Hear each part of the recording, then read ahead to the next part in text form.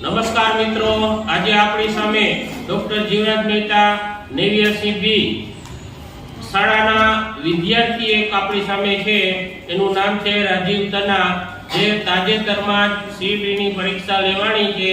એમાં 97 માર્ક સાથે ટોપ કરેલું છે. તો આપણે એનું મંતવ્ય જાણીએ કે તમે આ પરીક્ષામાં કઈ રીતે સારા માર્ક મેળવી શક્યા. 97 માર્ક એ ઘણા સારા માર્ક કહેવાય. એ માટે આપણે સૌપ્રથમ તેને અભિનંદન આપીએ અને આપણે રાજીવભાઈ પાસે જાણીએ કે તેઓ 97 માર્ક કઈ રીતે લાવી શક્યા. મેં સીઈટી નો નિયમિત અભ્યાસ કર્યો અને અમારા સરે શીખવાડેલ તમામ માહિતીઓના વિડીયો મેં દરરોજ જોયા અને જીસીઆરટી સીઈટી એક્ઝામના વિડીયો પણ જોયા.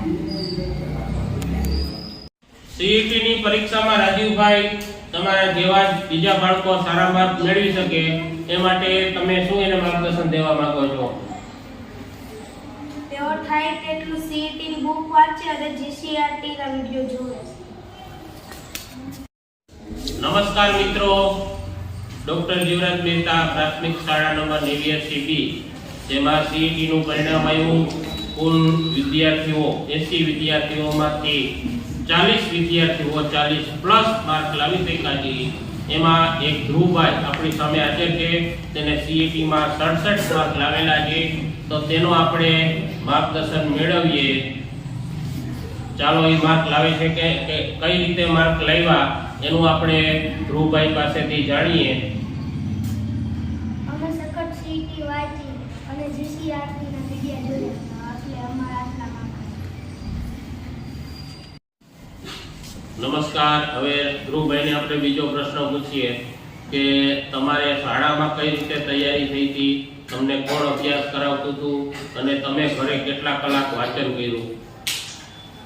અમને અતુલ સર અને જીવરાજ સર સખત 5 કલાક સમજાવતા હતા અને ઘરે અમે 1 કલાક વાંચી છે.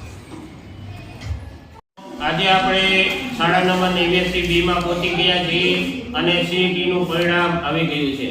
તો અર્ચના ગુપ્તા, જેણે સીઈટી પરીક્ષામાં 75 માર્ક લાવેલા છે, તો આપણે તેની પાસેથી જાણીએ કે આ પરીક્ષા માટે તમને કોણ મદદરૂપ બન્યું છે, કેવી મહેનત કરી છે.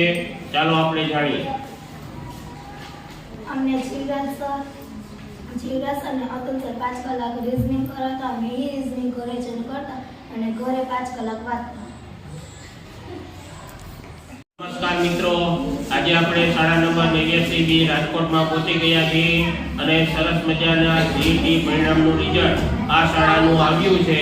તો આપણે માલી અનન્યા પાસેથી જાણીએ કે પોતાને કેટલા માર્ક આવેલા છે અને કઈ રીતે તૈયારી કરી છે.